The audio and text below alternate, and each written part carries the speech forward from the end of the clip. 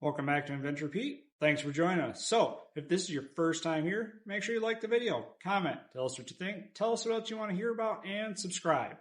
We got a lot of great content coming, a lot of great content on the channel, so be sure to check it out. So, today, we're going to talk about a cheap IFS lift for the 2024 Chevrolet 2500 HD, along with just about any other Chevy IFS front suspension that is a GM torsion bar IFS. So, started back in the 90s. First thing they did was in the half tons and 3/4 tons. They went to the IFS torsion bar system. And then when they crossed over in 2008, they started going to coils and struts up front on the half tons, but the 3/4 tons continued on with the torsion bar IFS system.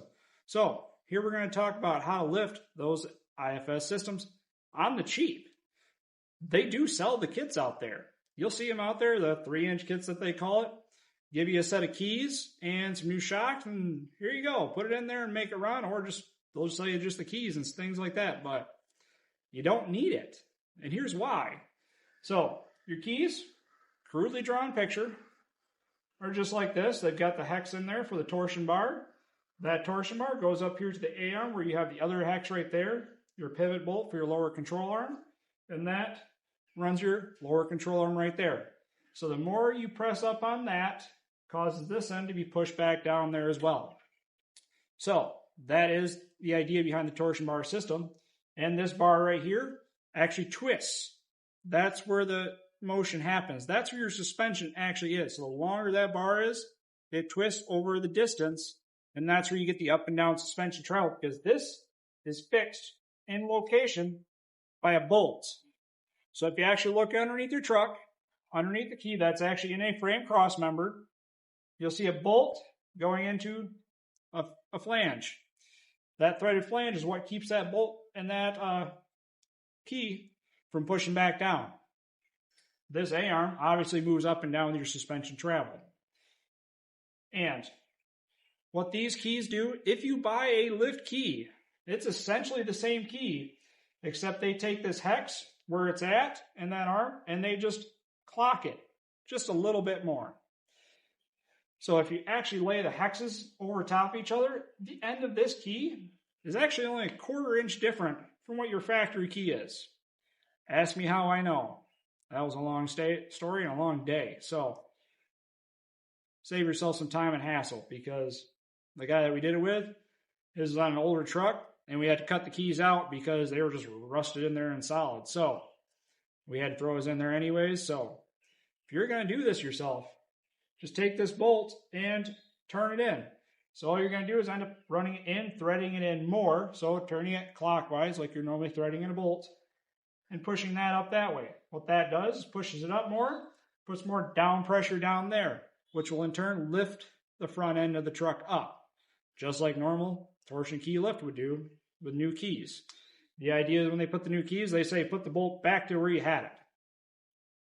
Okay, yeah, so that makes sense. They clocked it, and life moves on. So one thing to note is if you do crank this up, make sure you check the front stroke of your shocks, because on older trucks, I've found this in person and found things like that where the cheaper shocks, they may not accommodate full droop of your suspension.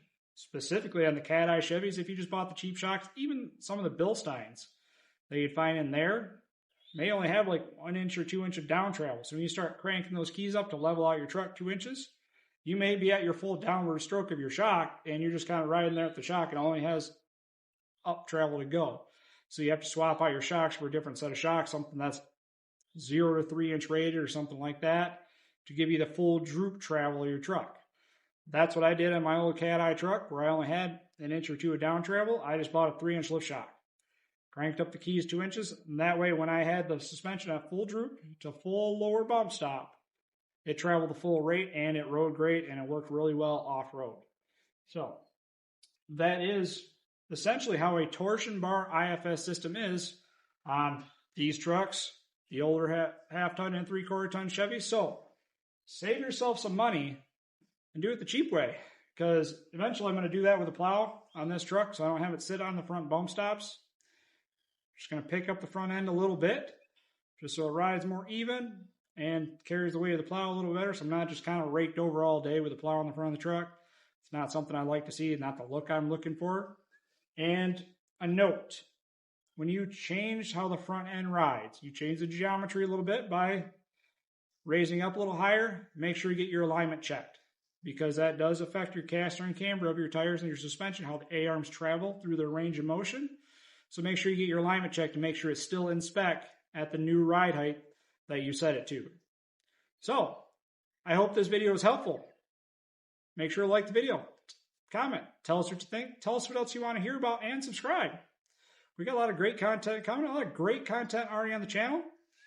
Cool stuff like this shows up. So, be sure to have a great adventure.